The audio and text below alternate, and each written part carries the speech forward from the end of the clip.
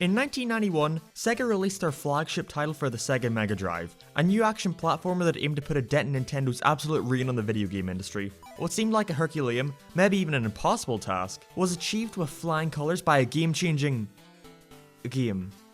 It's Sonic the Hedgehog. Sonic the Hedgehog is a blazing fast blue hedgehog with attitude despair, an impatient temper, and a demand for righteous justice. He'll do whatever it takes to stop the maniacal Dr. Eggman from turning his beautiful world into a mechanical hellscape. A simple premise with a strong theme, gorgeous art direction, and an amazing new take on the platforming genre. Sonic the Hedgehog broke Nintendo's stranglehold on the industry and managed to even gain market dominance themselves. A renaissance for Sega and a bright future ahead, all thanks to one little hedgehog. And a team with a decisive design in mind to make it happen.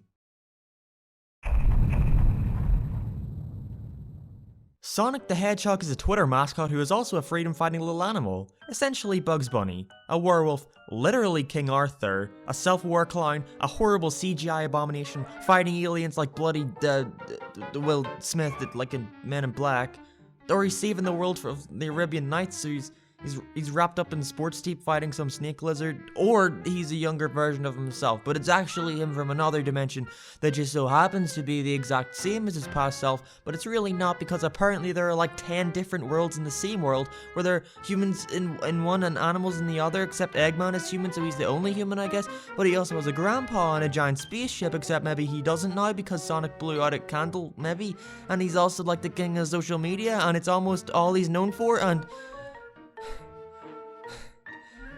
what the fuck? Very confusing. Although my interest in the vidge has dwindled in recent years, my love for Sonic the Hedgehog hasn't faded. Call it fanboyism, the sunk cost fallacy, or, probably the most appropriate term, insanity. I can't seem to outrun my adoration for the world's most famous hedgehog, but I can't help but wonder why. Whenever I say to someone, I love Sonic the Hedgehog, why do I always have to follow it up with a big bold asterisk, with a footnote of exceptions longer than the levels in Lost World 3DS? The joke here for people not in the know is that those levels are really long. I just wanted to point that out, but also make that reference for clout. Thanks you for watching. Please like, comment, and subscribe. The Sonic franchise has no sense of consistency. A franchise of up, downs, and all-arounds, if you will. While there are the subsections of Mario fans who prefer the classic side-scrollers, or the 3D platformers that define their respective eras, there was never outright aggression over it in the community, nor heated debates about which version of Mario was the best, or if giving him seams in his overalls ruined his character design. Not the case with his rival. Each era of Sonic has their own little name attached to them, and more often than not its own take on the character. Let's take a look in the Museum of Sonic the Hedgehog. Please don't touch the art. Touch. Don't touch.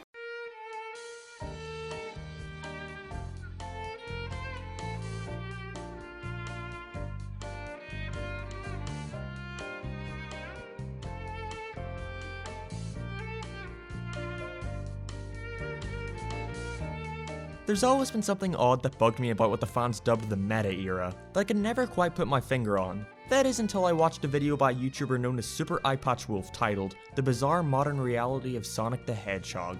Now it's a good video, a great video, one might even call it epic.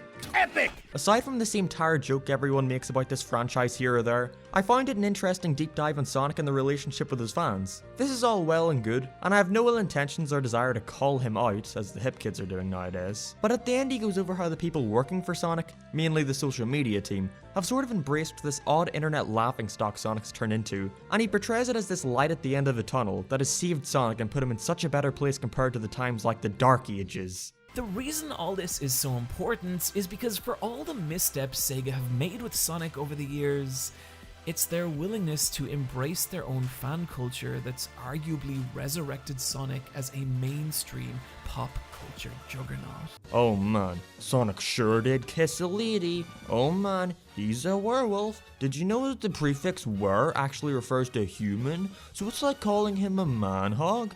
Did you know that? Did you pay attention in Miss Madonna's English class? You absolute cow? And this doesn't just apply to him. There are plenty of other people who treat Sonic's current state of self-deprecatingness. I have a thesaurus on my desk, I should probably look at it sometime. As this amazing step forward that has helped Sega so much in reviving their dead IP. Let's just say I, as diplomatically as possible, think this statement is a crock of We can discuss on and on about how Sonic being a werehog, Sonic kissing a human, becoming a king of the Knights of the Round Table, saving one of his friends from suicide, so on and so forth. Give me a break! What's up with all this drama? Is the absolute Great Depression of this franchise, and while I do agree that these are indeed very low points, I think Here and Now has become the most detrimental era to the franchise as a whole. The problem currently going on right now that isn't exclusively tied to these games, but the very integrity of the brand itself. That problem being, Sonic the Hedgehog is...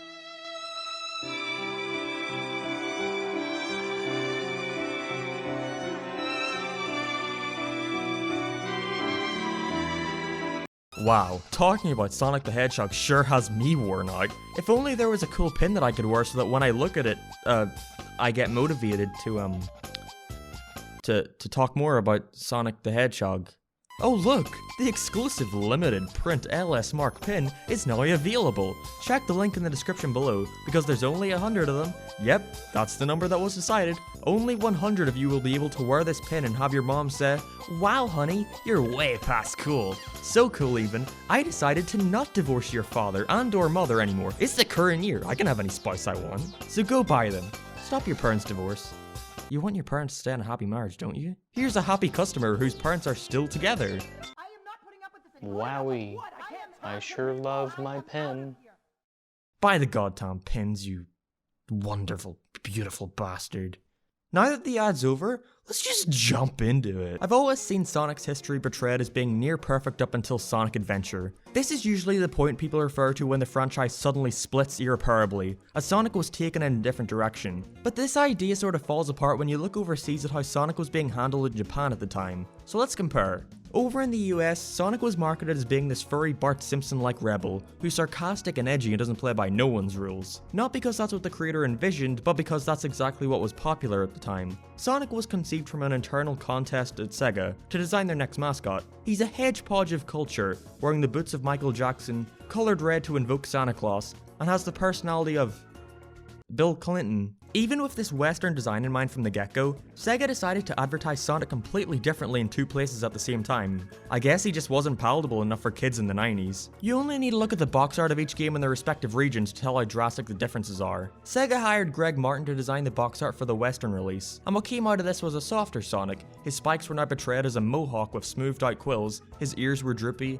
and his eyebrows were way more defined contrasted against this simple, edgy little character the Japanese box likes to show. Sega's marketing strategy worked at the time, but it created this automatic split that had a ripple effect that eventually became a tidal wave throughout the years. It started as early as the next two titles. Sonic CD and Sonic 2 were being developed in Japan and America respectively, internally competing to be the de facto sequel to the first Sonic title. Sonic CD even had a reorchestrated soundtrack just for the American release. This doesn't even begin to cover the lore that each region wrote for the character. There are so many different scrapped ideas that it would take up a good chunk of the video if I talked about them all. Eventually the Japanese continuity won out, and things started getting more unified during Sonic Adventure's release. If anything, Sonic Adventure is way more faithful to the classic's original intentions that people give it credit for. It specifically builds upon story elements mentioned in the manual to Sonic 3, because at that point in time, this wasn't modern Sonic.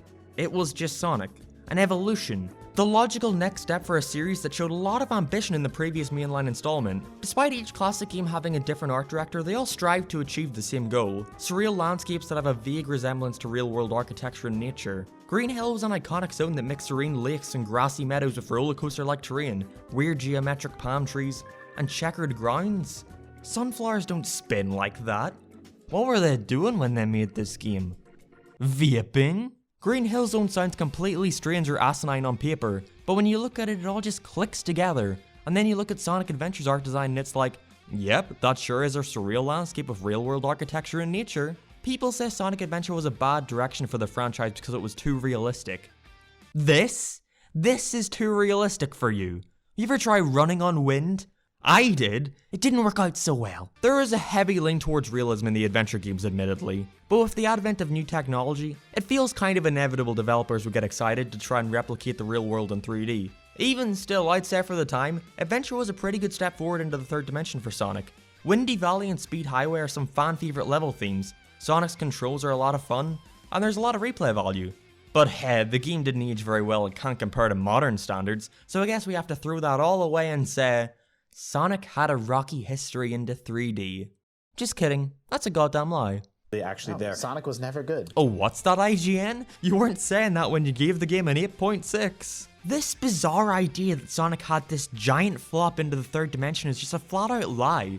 When it came out, Sonic Adventure was praised as being one of the best 3D platformers of all time. It sold incredibly well too, and before this retroactive continuity where all of a sudden every 3D Sonic is terrible, it was largely held in high regard. Oh yeah, but they mean it aged poorly. If the game ages poorly, it means it was never good. You're just lying to yourself, so stop liking this game. Listen here, Chief. Of course it aged poorly. Do you think Super Mario 64 or Ocarina of Time aged perfectly? Even if you think they still hold up, there are elements that are archaic and downright awful by today's standards. Why is Sonic held under such scrutiny when Mario and Zelda get a pass? Oh right, because it's Sonic the Hedgehog, am I right guys? Lol, let's make a meme about Sonic the Lame Hog on Twitter.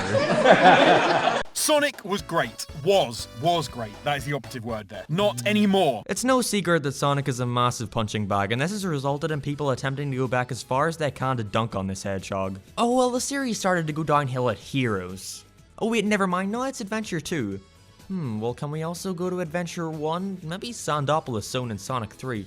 Or what about Sonic Schoolhouse? Man, CD sure isn't that good anymore. Ah, screw it. Let's just say Sonic was never good. Pack it in, guys. We did it. Problem solved. Sonic is cancelled. Hashtag Sonic is over party. And I get it. Sonic Adventure and a fair few of his other past titles have aged poorly, like really poorly. I can understand if you don't like it, but I'm with the mindset that in the genesis of the transition to 3D, it's important to take into consideration most games didn't have this luxury of having a frame of reference to build off. Sure, take a game like Mario to 3D. Sounds simple enough. Funny wahoo man, go jump on Turtle. But that doesn't account for how enemies reacted to Mario in 3D, how you view a level in 3D, how levels are built in 3D. There was nothing to reference other than your imagination, and even then that's incredibly limited by the hardware. Say what you will about Mario, but he wasn't a physics-driven platformer based on speed. Even if Sonic Adventure came out years after Mario 64, he simply cannot use as a frame of reference outside of maybe the camera system.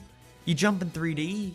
There are platforms? Now, what would a platform game be without platforms? Sonic has always been a unique platforming series from the start. There was never anything like it when it first came out, and the same can be said for Sonic Adventure. It's a hugely ambitious project that covers a variety of genres, and with the desire to tell a seamless story between 6 character campaigns, it may not be impressive now, and it has aged poorly, but if you could take the context into consideration, I'm sure you could at least appreciate what it was going for, and the absolute uphill battle it had to climb to undergo to get to the state it was released in. When it's put into that context, it actually sounds a lot cooler than it actually is. You may be wondering where I'm going with this, but my point is that with Sonic Adventure, Sonic the Hedgehog became incredibly consistent in terms of naturally evolving its character and lore. The classic franchise was now reframed in a natural through line that logically progresses and evolves with each entry. Sonic Adventure feels like a culmination of all the Genesis games in one big cathartic finale. It was awesome. So now Sonic has a unified identity. It all makes sense now and there's nowhere to go but up.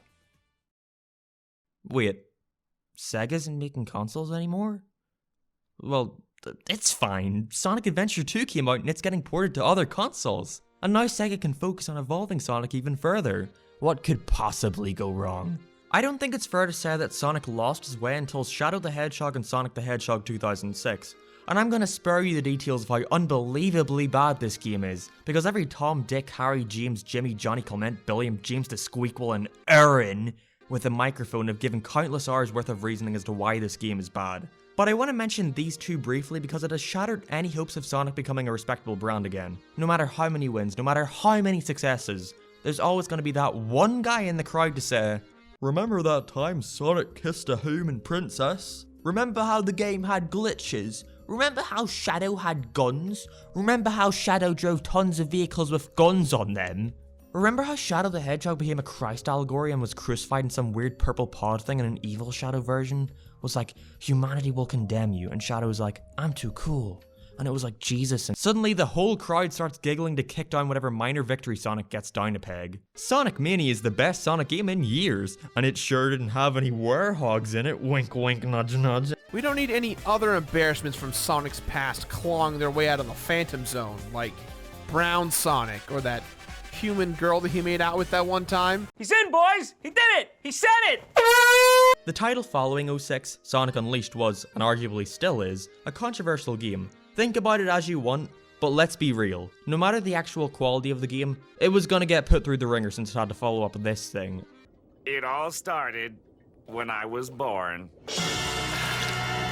Sega needed to do something and they needed to do it fast. And what that thing was to not only reinvent Sonic as a character, but as a brand. There's a lot of things that can be discussed, dissected, and memed on in regards to Sonic's dark days. However, in spite of how poorly his games were designed, and in spite of how poorly they played, there was always this interesting spark to them. There was always something fun or interesting going on. Even if the team was burnt out from Sega constantly whipping them like slaves in a sweatshop, you can feel the want to take each game further, and more than just what was expected of them. We can argue about the quality or whether or not it was the right mindset to have when making a game. I'm not arguing about the end product or the quality here. It's disappointing to see that they didn't evolve and learn from the successes and failures the adventure games had built off of, but I just find something charming in the desire to make Sonic more than what people think he should be.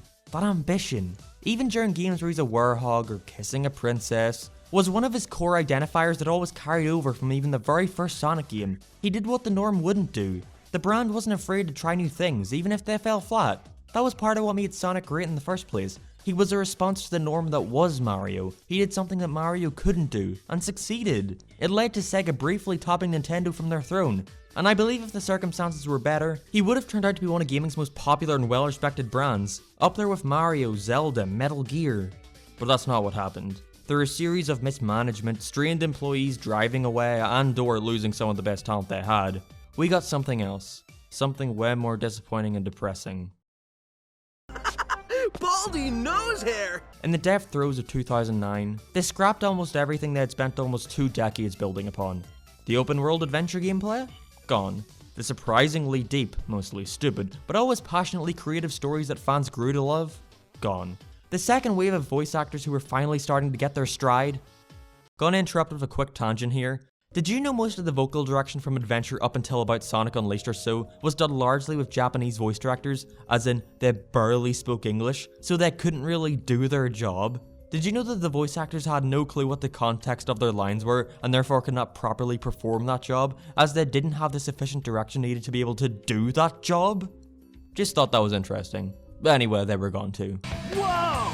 With Sonic Colors, we began to see what would be the Mega Drive, Genesis, can we do another take? The genesis of the new palatable Sonic, stripped of his unique identity and turned into a dumb self-aware cartoon. Epic! In a safe game with a safe story. But because you can't criticize our stories if we don't put one there. And the general public thought this was great. Back to basics, back to like how Sonic was in the classics. At this point in the franchise, Sonic has become a fourth wall breaking cartoon, and I'm okay with that. But it wasn't back to how it was in the classics. It was back to how gaming journalists thought the classics were like. They're just silly little kids games with basic stories that don't try to take themselves too seriously. I hate that, I really do. This idea people have that Sonic taking itself seriously is a negative thing? When didn't this franchise take itself seriously? That cartoon was an outlier. This is the same series that's given us a super fast blue hedgehog, a fox with 2 tails, and a fat doctor who imprisons furry woodland creatures inside robots, and now it wants to start taking itself seriously? Give me a fucking break. Sonic was always shown as being this adventurous freedom fighter trying to save the world and its inhabitants from the brink of destruction. The first Sonic game had a thematic through line of nature versus mechanical progress. Fun fact, Labyrinth Zone was originally going to be the second zone of the game, to better fit this theme, but was moved due to difficulty. They were thinking of thematic structures instead numero uno, but only changed it for the quality of the game. If you don't believe me, look at the level select for Sonic 1.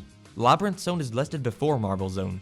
This theme eventually grew and led to him discovering prophecies, creating rivals, unleashing chaos, unleashing himself. Sonic was growing more and more, and as I've said before, I always appreciated that despite having these ultra wacky fast moments where Sonic is doing his thing, we could also have moments where he slows down and develops as a character. I like when Sonic calms down in Heroes to show appreciation for his friends.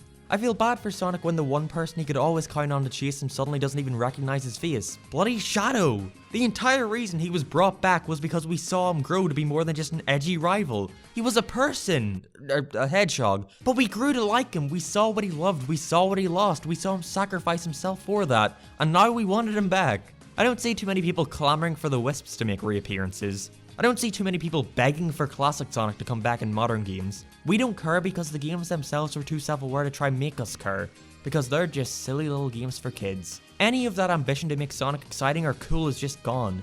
Instead now he's just just SpongeBob or Mickey Mouse, who's just a boring, soft mascot. I haven't done anything, Sonic. You're the reason you haven't changed at all. You're too strong to lose yourself. I'm the reason? Yeah, you never doubt yourself, no matter what. You never give in to the night or the darkness inside your heart. I mean, there's no reason for you to come along, so I should just... Do I need a reason to want to help out a friend? Hey, Tails, you missed the BBBE. Huh? Best boss beating ever. Despite what people might say, Sonic's identity crisis never went away. It got worse and worse, just like his reputation. And it was only the beginning. After a string of safe bets with Sonic colors and generations, Sega decided to drop the bomb. A Sonic boom, if you will. Boom was the final nail in the coffin for Sonic. Sonic 06 brought the Hedgehog to his knees. Boom is what straight up killed him. And nearly Sega too. Sega had a massive restructure after the failure of Boom. What was supposed to be a lucrative sub-franchise that would continue on with many games, television seasons, merchandise, and comics, became one of the biggest blows to the company since, well, arguably the Sega Saturn. In reference to a restructuring announcement in early 2015, months after Boom's release, Sega had less than $900,000 in cash investments. The short version of this story is that investor confidence in the Sega division of Sega Sammy had run very low. At this point in time, Sonic was one of Sega's biggest brands. Yakuza hadn't quite stepped up to the plate yet, and most of their other franchises were dormant or reserved for party game titles. Except for like, Football Manager, Aliens, which they bought the license to. Okay. While Sonic wasn't the sole cause of this confidence drying up, Boom was probably part of the 1-2 punch that had crippled Sega. I bring all this up because this began a massive drought in Sonic content. To compare back in, let's say, early 2006, the Sonic titles in development would have been Sonic 06, Sonic and the Secret Rings, Sonic Rush Adventure, Sonic Rivals, Sonic Genesis, Mario and Sonic at the Olympic Games, Sonic Riders. Say what you will about this strategy of shooting out games as fast as they could, but the point I'm trying to make is that they had a ton of Eggman in their basket. Compare that volume of games to the past decade of Sonic. I, again, want to stress that I'm not saying mediocre games are better. I'm just saying that if you take the amount of games being made during 2006 compared to 2014 when Boom came out, let's just say that I don't think Sega all of a sudden decided to prioritize quality over quantity. They instead prioritized merch. Lots and lots of merch. There's been a much bigger emphasis on selling gimmicky merchandise, the reintroduction of fan-favorite characters to perpetuate said merchandise, please buy my pins, and the continued support of mobile games like Sonic Forces Speed Battle. Sega is very clearly desperate to make money, more than ever, and they've done so at the expense of the integrity of their brand. It's hard to sell Sonic now. A character who's mostly associated with disastrous schemes with little folks or polish, or silly memes that funny men share on Twitter, they had to lean in on what the popular consciousness thought of Sonic. And the official Twitter did that in spades. A delicate balance of adoration and disdain for what had come before, and a lot of mystery elements to lead fans on a breadcrumb trail that would inevitably lead to disappointment. Sure, we love our fans, but we would just as much rather bust our balls in order to get Aaron Hansen over to Sega of Japan to make a meme video on his million-subscriber YouTube channel. I am Big the Cat. No one can deny that. He hates Sonic, but he loves the brand. Everybody loves me, except for most people. I wouldn't mind if this stuck exclusively to social media, but it feels like this mindset has been bleeding over into the games and media as well. For Christ's sake, the first line spoken in the official Sonic movie trailer is "Gotta go fast." Gotta go fast. He doesn't say that. Who are you? What have you done with Sonic? What have you done with Sonic? The only time this was done with any modicum of success would probably have to be the Sonic Boom cartoon. While very self-referential, maybe even too much at points, is also just a funny sitcom that's very deadpan and sarcastic. I'm afraid that blow to the head must have given Knuckles amnesia. You mean like in hacky sitcoms? No. I'd argue this self-deprecation isn't as grating due to the Sonic Boom TV show being a very wry, sassy meme of a show from the get-go, and it's very clearly done of good fun and not out of any sense of commercializing. There are still tweets from 2020 about how much fun the staff had working on the show, and I doubt that Sega was paying them anything to say that. It also probably helps that the show is mostly freelance writers, with no prior experience with the franchise, except the 1 or 2 episodes Sonic alumni Evan Stanley and Ian Flynn worked on. Then again, Pontac and Graf are also freelancers who had no prior experience with the franchise before working on it, so I guess it just comes down to the Boom team being funnier. Shout out to my boy Alan. But the peak of this self-aware insanity has to be Sonic Forces. It feels like a paradoxical response to the past 2 decades of Sonic. We have them pandering to the adventure fans with Chaos and Shadow, who barely do anything. The fans on DeviantArt who love making Sonic OCs are pandered to, while simultaneously releasing Sonic shirt DLC for said crowd, and all the while do original the character memes on Twitter. Whose side are you on, Weber? I mean Sonic. Sonic. Whose side are you on, Sonic? Not only that, but we also have a self-serious story in the harshest of war. But in the same breath, funny haha memes where Tails says, "True, Dad," like he's on a damn 90s sitcom. Oh, and we can't forget about the gamer apparel. Love that gamer shirt, looking fly as hell. This feels like a project that had a severe lack of focus and a dev team who read some Wikipedia articles and Sonic games people liked instead of actually having any sort of prior experience with the franchise. Which is probably what actually happened. When this game was first announced, it was advertised as the same team who brought us Colors and Generations, when in reality almost none of the major leads who developed those games returned. Instead, those developers were poached for some stupid indie titles nobody cares about. It wouldn't be a bad thing if these new people did a good job. But they didn't. In spite of having the groundwork laid out for them, they just made a worse version of a game that came out 6 years prior. It's so strange. They seem to understand people like Colors and Generations, but they don't understand why. Were those games a fluke? Were they good by accident? Because the only thing they seem to really take from those games are relying on classic Sonic and the Wisps. Thinking about Sonic Forces drives me genuinely insane. This game is such a hot mess of ideas and poor execution of game mechanics that were successfully done before. I don't know what else to say. It's just a damn mess. And Sega has no one to blame but themselves. Sega have this bizarre mindset that the second the formula proves unsuccessful, they chuck it out and start anew. After the tepid response to Unleashed, they wanted to make Sonic more like Mario, and since it proved favourable with Colors and Generations, they took it to its absolute limit with Lost World. And when you have what's essentially a crummy Mario knockoff, on a console that was pretty much dying almost immediately, let's just say things weren't going to really work out. The moment that Lost World failed, they scrapped everything and tried to go back to being serious with Forces. Except unlike Colors, they kept on the staff and writers who were accustomed to nearly a decade of writing funny haha games. So it comes off like two different mindsets clashing together, and it leads to nobody being happy. If they want to continue, they need to stop looking at what the fans want from this franchise and first decide what they want from this franchise. You could do all the focus tests you want, hire the best fan developers out there, but without a vision or definitive goal in mind for this franchise, Sonic is going to continue pleasing almost no one. But what are we to do? Takashi Iizuka says as he hastily programs in more wisps. We're giving it all we got. Oh please, someone help make this AAA title good. This is then followed by a knock at the door. Who could it possibly be? Cries Iizuka. Suddenly Christian Whitehead, Simon Tomley, Tyson Hess and T-Lopes burst through the door, the wind flowing through their hair. We'll take it from here, Gramps. And what do you know, now we have the best received Sonic game since Adventure 2 on their first goddamn try. Boy Iizuka, that must have been embarrassing. You've been trying to catch that success for over a decade and these guys beat you on the first go. Does it feel bad? Does it hurt? I bet it does. Here's a towel. Clean yourself up. Disgusting. So now anytime something bad happens in this franchise, the automatic response from the general public is, welp, maybe if they let the fans take care of it. Is it not absolutely tragic that a multi-million-dollar company with experienced developers have to outsource their games to fans? Make no mistake, I think the talented people they hire are great and have done a consistently great job. But we shouldn't have to expect Sega to hire fans for literally everything like most people are suggesting. There are people out there who think the only way a Sonic Adventure game could work now is if the fans were hired to make it. No. If someone was there who actually knew what they were doing and understood the appeal of the original game, they wouldn't have to hire every guy who put Sonic in some stock Unreal Engine field with realistic ass deer. It's not impressive, you're literally just putting in assets. The fans have proven over and over again they don't know what they want. Why are we suddenly encouraging Sega to rely on them more than ever due to one success? Every fan has a different idea of what Sonic is. Tyson's vision is probably different from Taxman's vision, which is probably different from what Iizuka wants of this franchise. And sure, hiring a bunch of fans will most likely create way more good games than we're getting now, but it'll create way more inconsistencies between each subsection of the franchise, when the inconsistencies are already a really big issue. I don't want Sonic Feet Simulator to become a new sub-franchise. My poor little heart cannot take it. I'm not saying the solution is to stop hiring fans, they've made some amazing stuff over the years. I just believe they should stop having to rely on fans and constant fan service to fix their broken franchise. It literally got so bad that they couldn't even control the official movie design, and a fan had to be brought in to show them how to design their own character. It's not bloody rocket science, just give them 2 eyes, a few spikes here and there, and the mouth, and... Okay, well, it's harder than it looks. So here is a Sonic fan's explanation for why Sega should stop listening to Sonic fans. Wait. Sonic was a response to the anti-establishment culture that saw a boom in the late 80s and early 90s. People were clamoring for more characters who didn't live life by any rules but their own. And Sonic filled that niche perfectly.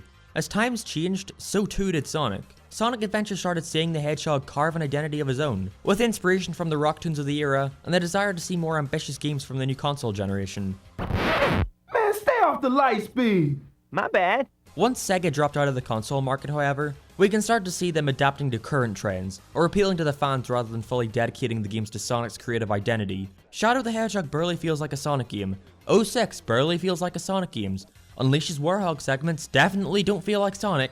The spark that made these games so interesting was marred by having to adapt to trends in gaming, to push as many copies as possible. For every moment in Sonic Unleashed where we were connected to Sonic and Chip's relationship, there was another moment where Sonic was a stretchy-armed werewolf that took you right out of it. Part of why so many of us Sonic fans connect with these games is because of Sonic as a character. It's the reason there are so many people that make self-inserts for this universe. He's a very endearing protagonist in comparison to his platforming counterparts.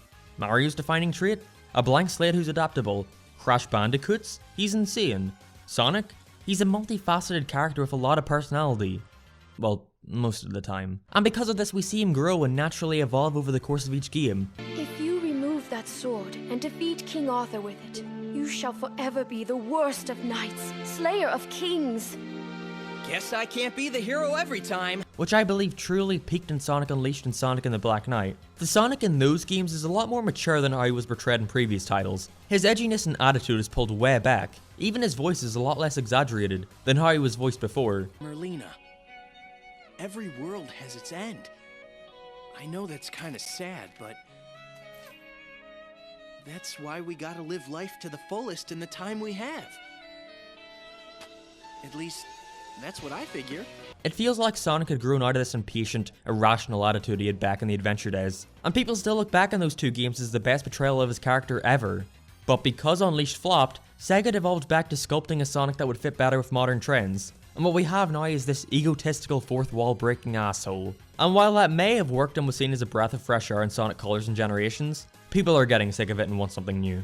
I believe moving forward, Sega should stop trying to make a character who is cool by capitalizing on modern trends, and make a character that's cool just because he himself is cool. This seems like missing the forest for the trees, but Sonic's personality and nuance, as we've discussed before, is very important to the identity of his games. It's what set him apart from his rivals. And yet it's Sonic desperately trying to copy those successes, which is why he keeps failing. In comparison to Mario, a franchise that Sega has been so desperate to copy, Mario games don't really care about the trends of gaming. Mario stays true to his platforming roots and usually experiments with new ways to jump and wahoo through levels. Super Mario Sunshine is generally regarded as one of Mario's most contentious 3D titles, and even then the mild controversy this game gets is nowhere near as fiery as even some of the most positively received Sonic titles. Why is that? It's because at the end of the day, it's still a quality Mario title. It experimented with some new gimmicks that didn't work out, but in the end, it still feels like a title worthy of being Mario. Sonic doesn't have that unified vision, that cohesion that Mario does. It's the one thing he should be copying, but instead copies literally everything else to no avail. Sega needs to take a step back and figure out what they want to do with this character. Have a unified vision. Even if you stumble out of the gate, keep building on your success and learn from your mistakes. There's a reason why people want the Sonic Adventure formula back. It's not broken, it's unrefined. Super Mario 64, while a huge critical and commercial success, wasn't perfect out of the gate. Nintendo continued to iterate and experiment, and we eventually got some of Mario's most acclaimed titles ever. Sega meanwhile will throw out anything that fails and never touch it again. Even if it doesn't fail, they'll throw it out and start over again anyway. Where's the consistency, the vision, any amount of respect? This company keeps insisting on trying to shove in a variety of garbage to these games and sprinkle some fan service on top and expect everyone to eat it. I'm sick of doing that. I'm sick of rewarding this franchise when it continually gives me mediocrity. How do you expect to have people respect and invest in this brand if all you do is meme on it and continue producing mediocre content? Yeah, go ahead and make a meme. We're laughing at you, not with you. It's pathetic. If I see another damn meme from the social media account and then have Sonic dab or some shit, I'm literally gonna jump off a building. I may have gone too far in a few places. I can't deny that this strategy of relying on memes and fan service has been successful for them, at least in the short term. A single band-aid on a character whose major limbs have been haphazardly torn off long ago. People are starting to see through the facade, and they're getting sick of it, myself included. Why would I want to keep supporting a company by purchasing products that most likely mock me for buying the second someone with clout decides it was bad? Sonic Forces has reportedly done favorably for Sega, but is that really going to be good enough? Is this really going to be sustainable? Maybe. I'm not really sure anymore. Despite what people like Aaron Weber says, I believe Sonic is not in a good place right now. I know this video has been a real Debbie Downer, but it's something I can't stop denying. If we keep accepting mediocrity, we're gonna be given mediocrity. Like the Spin Dash, Sonic will keep turning, releasing mediocre game after mediocre game, and we'll continue to buy it because it has his face on it. I don't know what the future holds for this franchise, unless they announce something while I'm making this video, but all I can really say is this: I miss you, Sonic, and I hope we can find you again someday.